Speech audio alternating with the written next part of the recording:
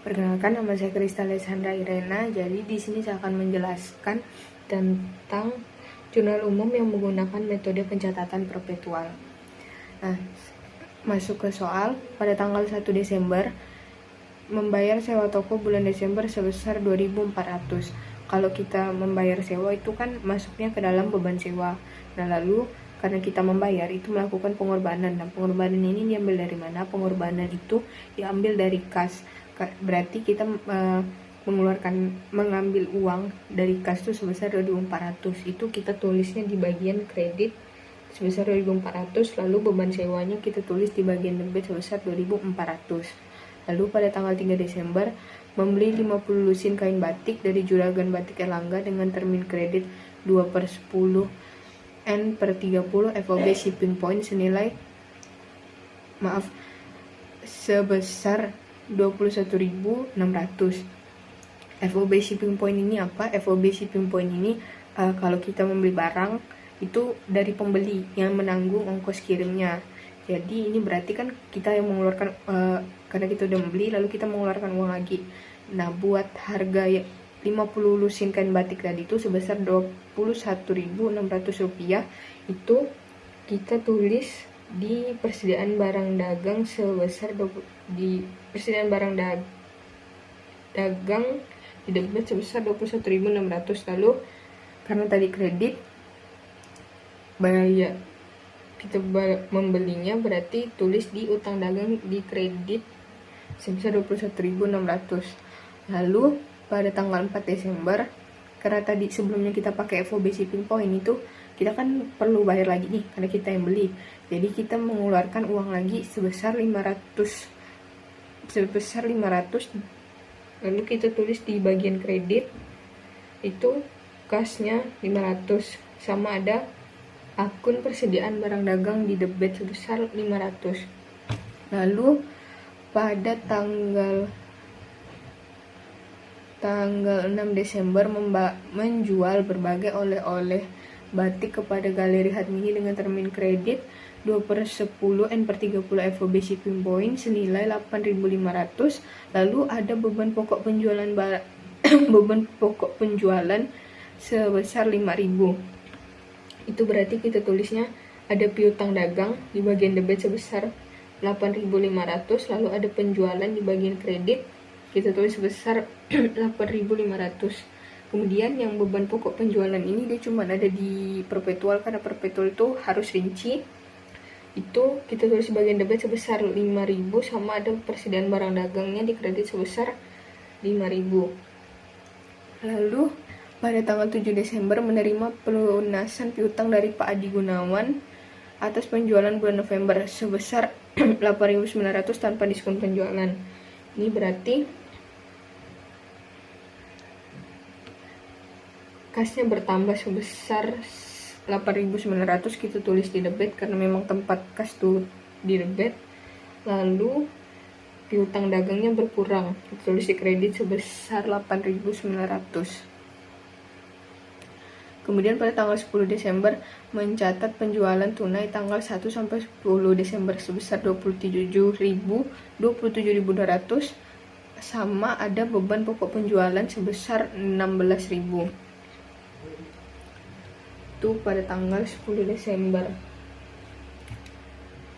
Pada tanggal 10 Desember itu kasnya kita tulis di bagian debit sebesar 27.200.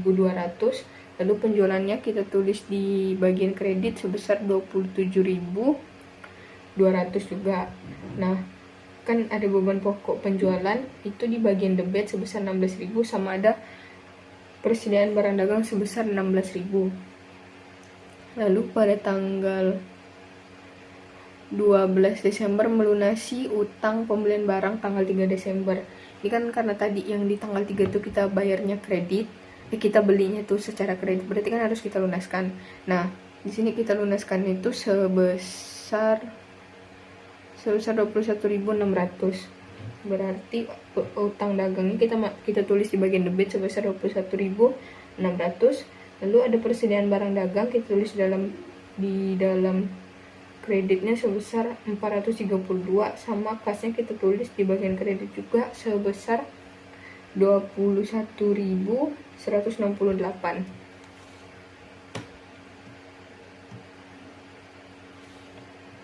Lalu pada tanggal 14 Desember, Galeri Hatmini meretur beberapa barang yang dibeli pada tanggal 6 Desember seharga 1.500. Sama ada beban pokok penjualan barang yang diretur sebesar 900. Itu tanggal 14, retur dan potongan penjualannya kita tulis di bagian debit sebesar 1.500. Berarti kita punya piutang dagang. Nah, piutang dagang ini kita tulisnya di dalam kredit sebesar 1.500 juga. Lalu ada persediaan barang dagang, kita di debit sebesar 900, sama beban pokok penjualan itu di kredit sebesar 900. Lalu pada tanggal 15 Desember membayar pembuatan iklan di majalah wanita Luvira sebesar 2.600. Ini berarti masuknya ke dalam beban iklannya kita tulis di debit sebesar 2.600, terus kasnya karena kita bayar tempat iklan ini sebesar 2.600 itu di kredit. Lalu pada tanggal 16 Desember menerima pelunasan piutang dari Galeri Hatmini. Berarti piutang dagang dari Galeri Hatmini itu udah tidak ada sama kita. Itu kasnya bertambah sebesar 7.000. Lalu piutang dagangnya berkurang sebesar 7.000. Kemudian pada tanggal 19 Desember membeli barang dagang secara tunai sebesar 11.800. Pada tanggal 19 Desember utang dagangnya kita tulis dalam debit sebesar 9.000, lalu kasnya berkurang sebesar 9.000 juga. Lalu pada tanggal 20 Desember menjual kain batik kepada butik Konstantia dengan termin kredit 1/10 N/30 FOB shipping point senilai 26.000. Lalu ada beban pokok penjualannya sebesar 13.200. Nah, pada tanggal 20 Desember nih piutang dagangnya kita tulis di dalam debit sebesar 26.000, lalu penjualannya kita tulis dalam kredit sebesar 26.000 juga. Lalu ada beban pokok penjualan. Nah, beban pokok penjualannya kita tulis di debit sebesar 13.200, lalu persediaan barang dagang di kredit sebesar 13.200 juga. Lalu pada tanggal 21 Desember untuk membantu pelanggan Serba 81 menalangi terlebih dahulu ongkos kirim pembelian butik Konstantia pada tanggal 20 Desember sebesar 1.100 melalui jasa kurir Tiki. Ongkos ini akan ditagihkan sebagai piutang. Berarti pada tanggal 21 Desember ini kita ada piutang dagang dari butik Konstantia sebesar 1.100. Itu kasnya berkurang. Kita taruh di kredit 1.100, lalu piutang dagangnya di dalam debit 1.100. Lalu masih di tanggal 21 Desember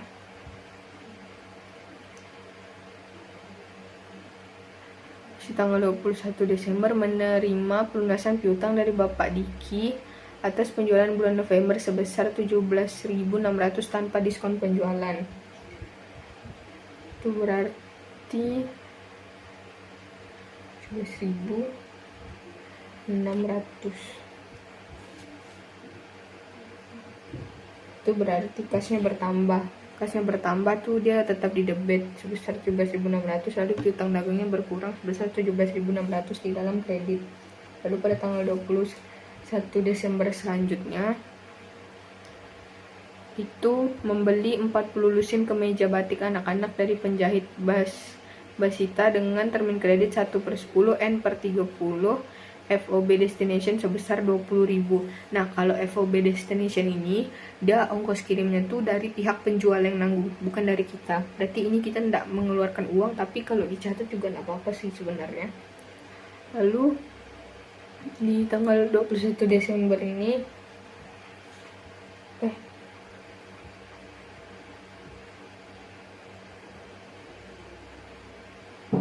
di tanggal 21 Desember ini kita tulis persediaan barang dagang di dalam debit sebesar 20.000, lalu kita punya utang dagang sebesar 20.000.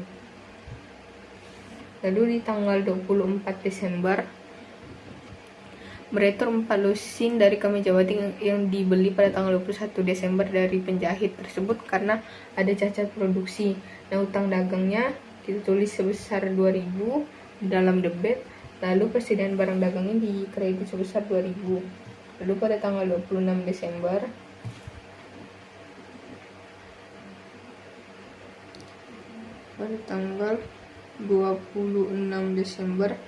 menerima retur barang dari Ibu Evileina, pembeli retail yang sudah membayar tunai sebesar 1.200.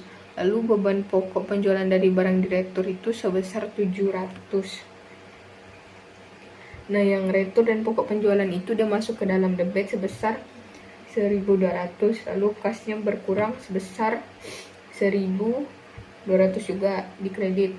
Lalu ada persediaan barang dagangnya itu kita taruh di dalam debit sebesar 700, lalu ada beban pokok penjualannya di dalam kredit itu juga 700. Nah, pada tanggal 28 Desember membayar gaji Desember staf penjualan sebesar 7.600 dan staf administrasi sebesar 4.800. Itu berarti kita tulisnya di gaji itu dimasuk ke dalam beban. Itu beban gaji penjualannya sebesar 7.600 di debit, lalu beban gaji administrasi 4.800 juga di debit. Nah, kalau ditotalkan itu hasilnya 12.400 itu di kas karena kita membayar kan pakai uang kas kita. Lalu pada tanggal 29 Desember membeli perlengkapan toko seperti kantong bungkus, kertas struk, lem berharga, dan lain-lain sebesar 800. Itu perlengkapan toko di debit sebesar 800, lalu kasnya di kredit sebesar 800 juga. Lalu pada tanggal 30 Desember menjual kemeja batik anak-anak kepada SD Andika Pranusatya dengan termin kredit 2/10 N/30 FOB shipping point senilai 18.750 dengan beban pokok penjualan 11.250. FOB shipping point tadi berarti kan pembeli yang menanggung.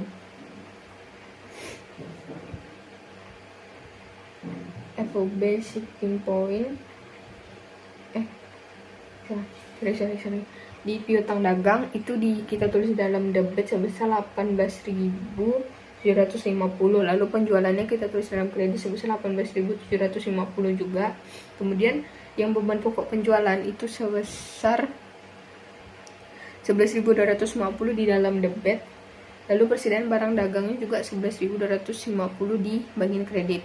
Nah, kemudian pada tanggal 30 Desember selanjutnya menerima pelunasan piutang dari butik Konstantia atas penjualan tanggal 20 Desember termasuk ongkos kirimnya. Itu berarti kasnya bertambah di debit sebesar 27.100 rupiah, lalu piutang dagangnya di kredit 27.100 rupiah. Lalu pada tanggal 31 Desember melunasi utang pembelian kemeja batik anak-anak tanggal 21 Desember kepada penjahit. Itu utang dagangnya berarti kan masuk ke dalam debit sebesar 18.000, kasnya berkurang sebesar 18.000. Nah, kalau kita mau menotalkan ini semua tuh berarti dia harus dijumlahkan dan antara debit sama kredit tuh harus sama jumlahnya. Di sini kita dapat di bagian debit itu 314.600, lalu di bagian kredit juga sama 314.600. Kemudian saya akan lanjut ke buku besar metode perpetual. Nah, buku besar ini kita tuh di sini disuruh mengelompokkan akun-akun yang ada di jurnal umum tadi.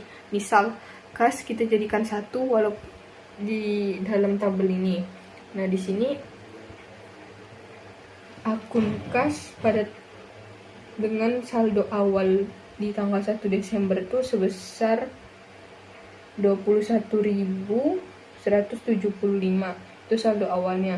Lalu ada transaksi pada tanggal 1 Desember 4, 7, 10, 12, 15, 16, 19, 21, 21, 26, 28, 29, 30 sama 31. Itu kita dapat hasilnya sebesar 28.007. Dia 28.007. Lalu ada akun piutang dagang. Nah, piutang dagang ini pada tanggal 1 Desember tuh saldo awalnya di debit sebesar 51.300. Gimana cara kita buat ngitung dapat saldonya tadi itu dari mana? Itu kalau dia debit ketemu debit tuh bisa ditambah, tapi kalau debit ketemu kredit tuh nggak bisa, berarti itu dikurang.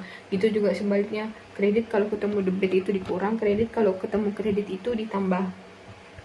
Lalu piutang dagang tadi ada transaksi pada tanggal 1, 6, 7, 14, 16, 20, 21, 21, 30 sama 30. Kita dapat hasil saldo akhirnya tuh sebesar 43.550.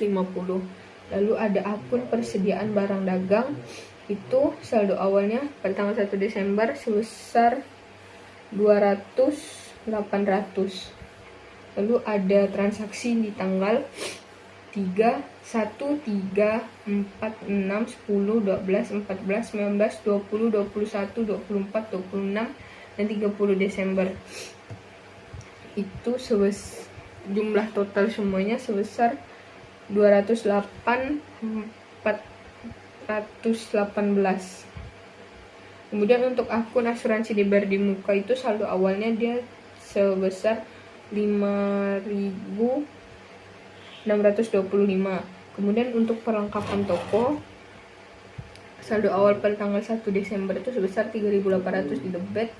Lalu ada transaksi di tanggal 29 Desember di debit juga sebesar 800, berarti ditambah hasilnya 4.600. Lalu untuk peralatan toko saldo awalnya di tanggal 1 Desember itu 156.500. Untuk akumulasi depresiasi peralatan kantor saldo awal 18.900.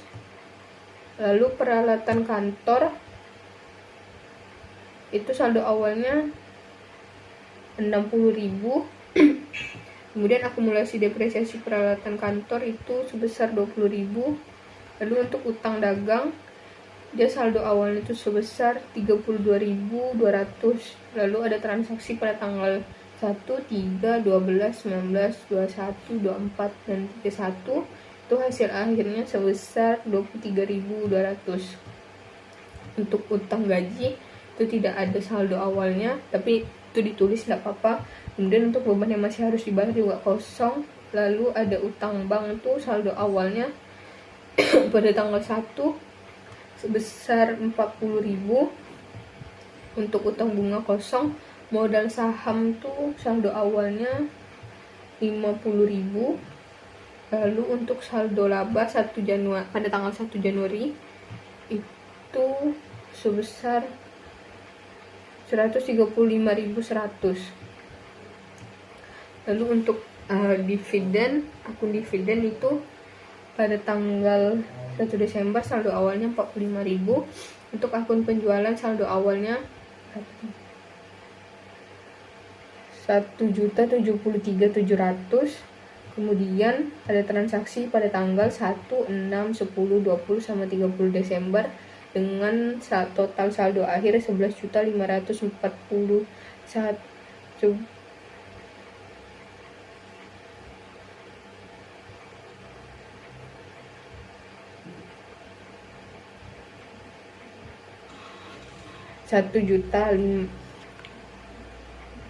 Saya ulang, itu untuk saldo awal dari akun penjualannya sebesar 1.073.700. Lalu ada transaksi pada tanggal 6, 10, 20 sama 30. Nah, dengan hasil saldo akhirnya 1.154.150. Kemudian ada retur dan potongan penjualan, itu saldo awalnya pada tanggal 1 sebesar 30.900. Lalu transaksi pada tanggal 14 sama tanggal 26 dengan total saldo 33.600. Kemudian untuk diskon penjualan saldo awalnya sebesar 19.800. Kemudian untuk beban pokok penjualan itu pada tanggal 1 Desember saldo awalnya itu sebesar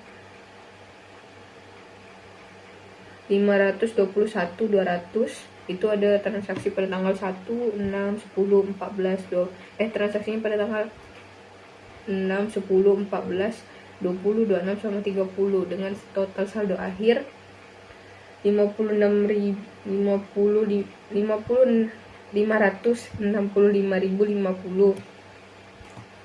Lalu untuk beban gaji penjualan tuh saldo awalnya sebesar 111.600 dengan total saldo 119.200. Kemudian untuk beban iklan itu saldo awalnya 27.000.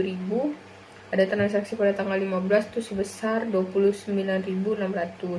Kemudian untuk beban depresiasi peralatan kantor kosong, beban perlengkapan toko kosong, beban kirim penjualan, saldo awalnya 10.100. Beban listrik, air dan toko dan telepon toko 13.200 saldo awalnya. Untuk beban penjualan lain-lain tuh saldo awalnya 4.200. Beban gaji administrasi saldo awalnya pada tanggal 1 50.600, kemudian total akhirnya tuh 55.400. Kemudian beban sewa saldo awalnya 27.900. Transaksi selanjutnya tuh totalnya 30.300. Beban depresiasi peralatan kantor kosong, beban asuransi kosong, beban listrik, air dan telepon kantor 6.600 saldo awalnya. Kemudian beban bunga kosong sama beban administrasi dan lain-lain itu saldo awalnya 2.600. Kemudian kita lanjut ke neraca saldo. Nah, dari neraca saldo ini itu kita tuh tinggal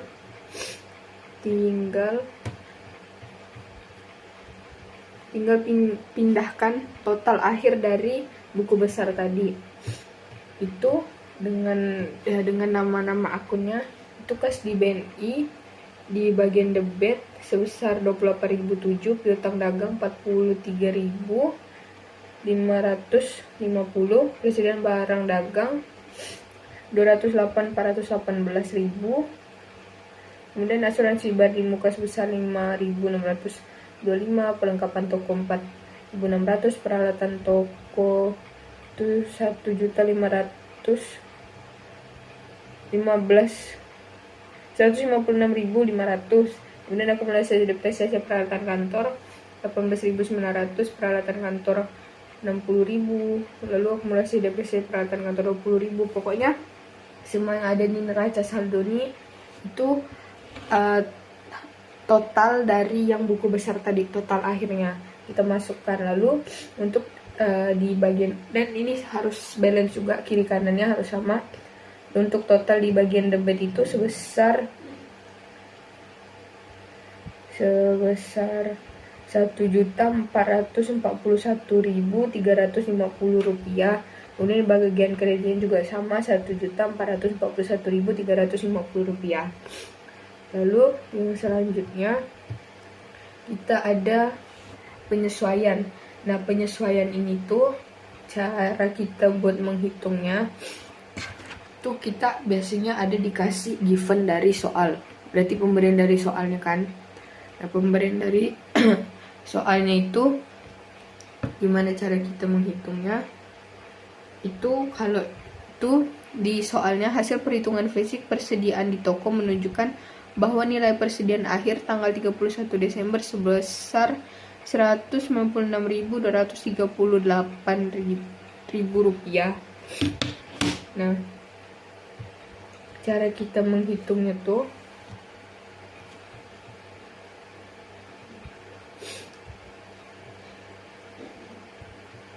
ini kan, kalau misalnya udah masuk ke tabel tuh kita tulisnya harga pokok penjualan sama persediaan barang dagang. Nah, kita cari yang di bagian sini, bagian neraca saldonya. Persediaan barang dagang tuh sebesar 208.418. Nah, 208.418 ini kita kurangkan dengan 196.238. Itu jadinya kita dapat hasilnya sebesar 12.180 itu di debit buat harga pokok penjualan. Terus buat persediaan barang dagang tuh di kredit 12.118. Jadi tuh pokoknya cara kita buat menghitung penyesuaian nih, yang dari neraca saldo tadi kita kurangkan dengan ini given dari soalnya.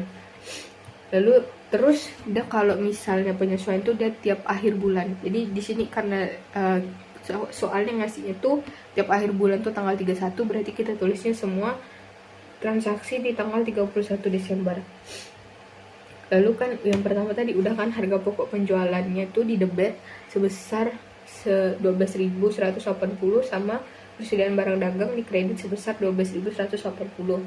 Lalu untuk yang transaksi kedua, beban asuransi itu dia di neraca saldo beban asuransi.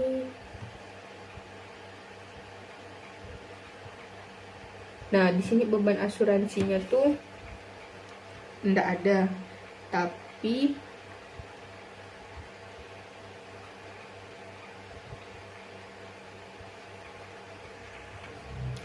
lanjut untuk yang beban asuransi itu kita tulisnya di debit sebesar 1.875, lalu ada asuransi dibayar di muka sebesar 1.875. Lalu ada beban perlengkapan toko, dia di debit sebesar 3.100, lalu perlengkapan toko di kredit sebesar 3.100. Lalu ada beban depresiasi peralatan kantor. Beban depresiasi peralatan kantor itu di debit sebesar 18.900. Lalu akumulasi depresiasi peralatan kantor di kredit 18.900. Akumulasi, saya ulang, beban depresiasi peralatan kantor di debit sebesar 18.900. Lalu ada akumulasi depresiasi peralatan kantor di kredit sebesar 18.900. Lalu ada beban depresiasi peralatan kantor lagi sebesar 15.000 di debit. Lalu akumulasi depresiasi peralatan kantor di kredit sebesar 15.000 juga. Lalu untuk beban gaji penjualan sama beban gaji administrasi itu kalau ditotalkan dia jadi 2.000, karena beban gaji penjualannya 1.200, lalu beban gaji administrasinya 800. Itu di jumlah itu yang bebannya tadi di debit. Lalu yang utang gajinya kita tulis di kredit sebesar 2.000. Lalu untuk beban listrik, air, dan telepon toko sama beban listrik, air, dan telepon kantor tuh dia di debit masih sebesar 1.365 sama 445. Itu di debit. Lalu kalau ditotalkan untuk beban yang masih harus dibayar itu di kredit sebesar 1.820. Lalu ada beban bunga itu di debit sebesar 1.500 sama utang bunganya di kredit sebesar 1.500.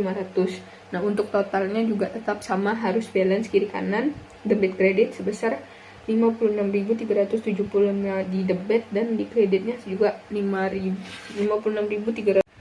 Kemudian di sini ada buku besar sesudah penyesuaian. Nah, yang dapat penyesuaian di sini tuh enggak semua. Jadi yang penyesuaian yang kita masukkan di buku besar sesudah penyesuaian tuh yang ada di neraca yang ada di jurnal penyesuaian tadi. Itu tuh yang ada tuh di yang bisa kita tulis ada penyesuaian tuh persediaan barang dagang. Nah, sebelum penyesuaian dia tuh total saldonya 208.418. Terus kalau sesudah penyesuaian 196.238. Lalu yang selanjutnya yang ada penyesuaian tuh asuransi dibayar di muka, sebelumnya dia 5.625. Terus sesudah penyesuaian dia jadi 3.750. Lalu perlengkapan toko sebelum penyesuaian 4.600, sesudah penyesuaian 1.500. Lalu yang ada penyesuaian lagi akumulasi depresiasi peralatan toko itu sebelum penyesuaian 18.900, sesudah penyesuaian jadi 37.800. Kemudian akumulasi depresiasi peralatan kantor sebelum penyesuaian itu 20.000, sesudah penyesuaian jadi 35.000. Lalu utang gaji dia sebelumnya tidak ada, lalu sesudah penyesuaian jadi 2.000. Beban yang masih harus dibayar sebelumnya tidak ada, jadi 1.820. Kemudian utang bunga sebelumnya tidak ada, sesudah penyesuaian jadi 1.500. Lalu beban pokok penjualan sebelumnya tuh 565,50, sesudah penyesuaian jadi 577,230. Lalu beban gaji penjualan sebelum penyesuaian 119,200, sesudah penyesuaian 12.120,400. Lalu beban depresiasi peralatan kantor sebelum penyesuaian kosong, sesudah penyesuaian jadi 18.900. Beban perlengkapan toko sebelum penyesuaian kosong, sesudah penyesuaian jadi 3.100. Beban listrik, air, dan telepon toko sebelum penyesuaian 13.200, sesudah penyesuaian jadi 14.565.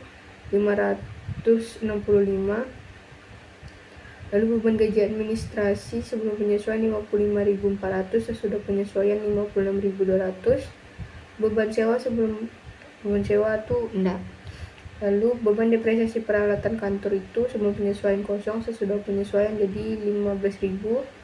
Beban asuransi sebelum penyesuaian kosong, sesudah penyesuaian jadi 1.875. Kemudian beban listrik, air, dan telepon kantor sebelum penyesuaian 6.600, sesudah penyesuaian jadi 7.055. Beban bunga sebelum penyesuaian kosong. Lalu lanjut ke neraca saldo yang sesudah penyesuaian.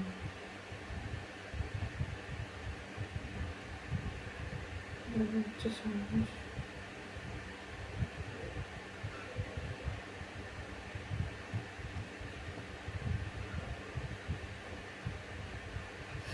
dan neraca saldo sesudah penyesuaian tuh yang tadi kita masukkan tuh, tapi ini saya bacakan ulang.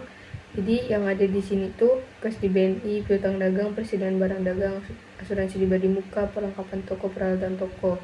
Nah, yang di bagian debit tuh ada kas di BNI sebesar 28.007, piutang dagang 43.550,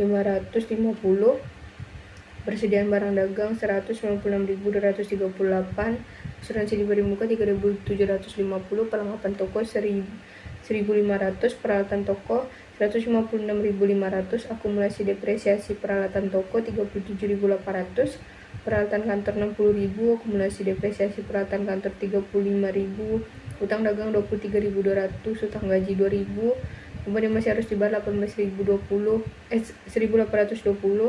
utang banknya 40.000, utang bunganya 1.500, modal sahamnya 50.000. Saldo laba pada tanggal 1 Januari 2013 tuh 135.100, dividennya 45.000, penjualannya 1.154.150. lalu ada retur dan penjualan dan potongan penjualannya 33.600, diskon penjualannya 19.800, harga pokok penjualannya 577.230, beban gaji penjualannya 120.400, beban iklannya 29.600, beban depresiasi peralatan tokonya 18.900, beban perlengkapan toko 3.100, beban kirim penjualan 10.100,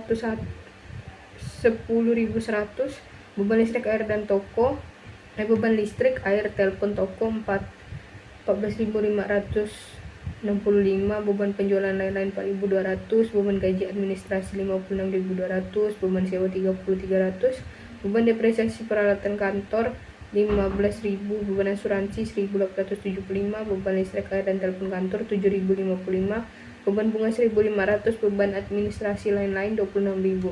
Ini sama, dia kanan kirinya harus sama, harus balance.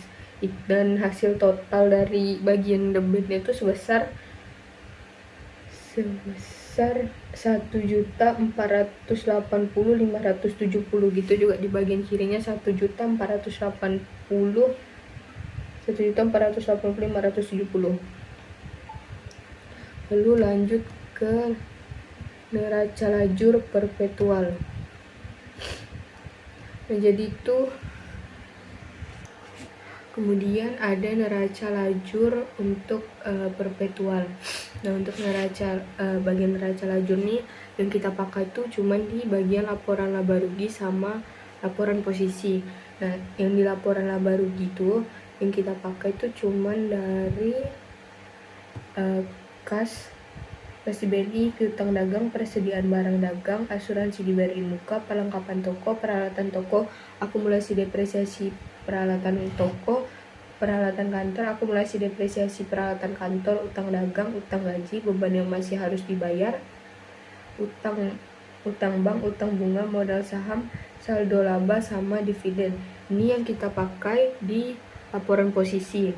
Terus yang buat di laporan laba rugi itu kita pakai dari penjualan, return potongan penjualan, diskon penjualan, harga pokok penjualan, beban gaji penjualan, beban iklan, beban depresiasi peralatan toko, beban perlengkapan toko, beban kirim penjualan, beban listrik, air, dan telepon toko, beban gaji penjualan lain-lain, beban gaji administrasi, beban sewa, beban depresiasi peralatan kantor, beban asuransi, beban listrik, air, dan telepon kantor, beban bunga, sama beban administrasi lain-lain.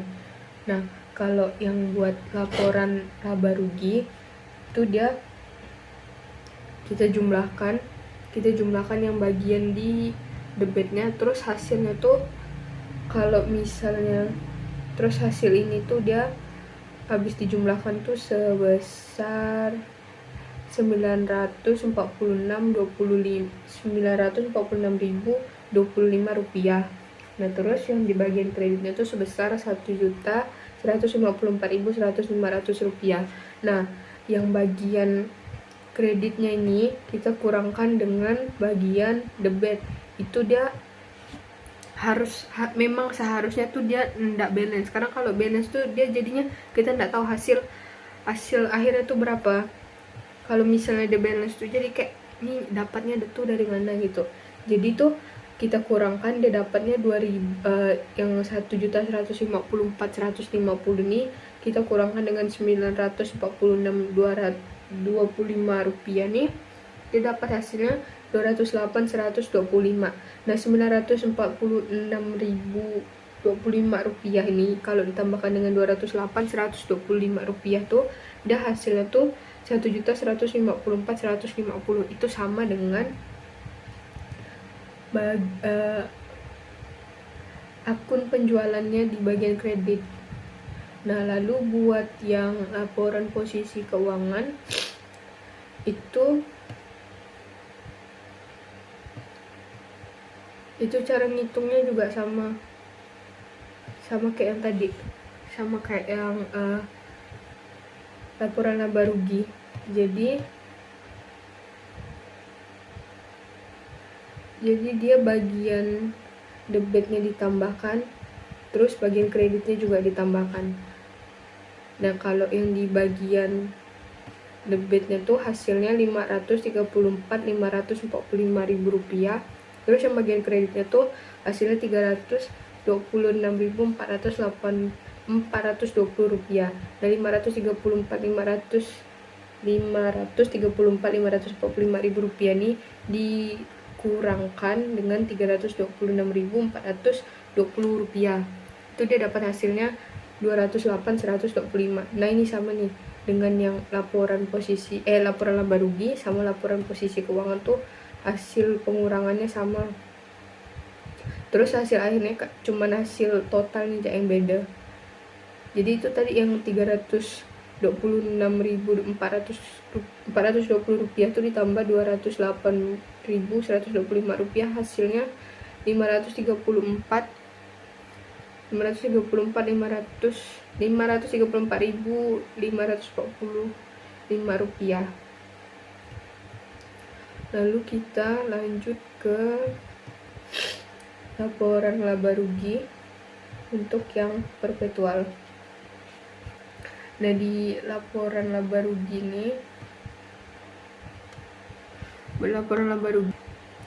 kemudian untuk laporan laba rugi perpetual itu laporan laba rugi itu yang kita pakai itu dia cuman yang penjualan sama yang pendapatan sama beban.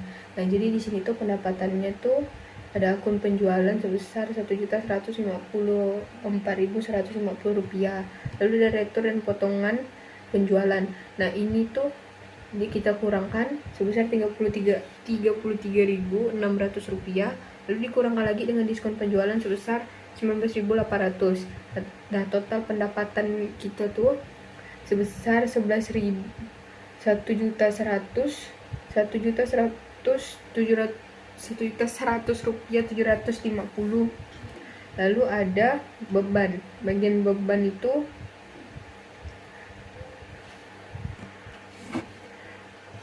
tetapi di sini kita ada tambahan dari COGS itu di beban pokok penjualan. Beban pokok penjualan ini kita ada Rp577.230. Nah, berarti kemudian hasil dari yang total pendapatan tadi dikurangkan dengan COGS atau laba dengan total COGS-nya dia dapat laba kotornya sebesar 523.520. Lalu di sini kita ada beban penjualan. Beban penjualannya ada beban gaji penjualan, beban sewa, beban depresiasi peralatan kantor, beban perlengkapan toko, beban kirim penjualan, beban listrik, air, dan telepon toko, beban penjualan lain-lain. Itu kalau kita totalkan dia dapatnya 201.565.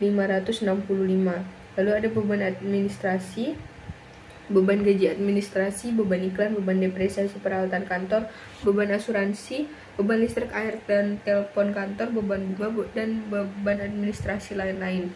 Itu kalau kita totalkan dia dapatnya Rp113.830.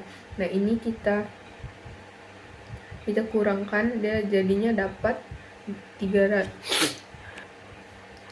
Nah yang total dari beban administrasi itu kan ada Rp113.830. Nah itu dari yang total beban penjualan kita kurangkan dengan kita tambahkan dengan total beban administrasi. Udah kita tambahkan, baru dia dapat total bebannya sebesar 395. Nah itu kita kurangkan dengan yang laba kotor tadi, total laba kotor. Total dari laba kotor kan 520 dikurang 395 ribu rupiah. Jadi dapat total laba bersihnya itu sebesar 208.125. Kemudian ada laporan laba ruginya lagi, kita buat dalam bentuk yang singkat tuh. Modal awal Desember, ini total modal lagi. Modal awal Desember tuh dia modal sahamnya sebesar 50.000. Lalu saldo labanya sebesar Rp135.100. Jadi total kita tambahkan dia dapat total modalnya Rp185.100. Lalu dari laba bersih tadi dia dapat Rp208.125. Lalu ada dari dividen, tapi dari dividen kita kurangkan, jadi kita kurangkan sebesar Rp45.000.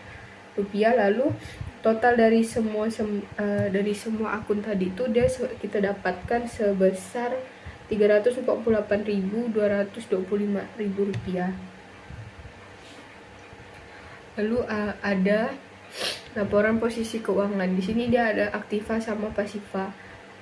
Aktiva tuh dia ada harta lancar. Harta lancar tuh kas di BNI, piutang dagang, persediaan barang dagang, asuransi di bari muka, sama perlengkapan toko.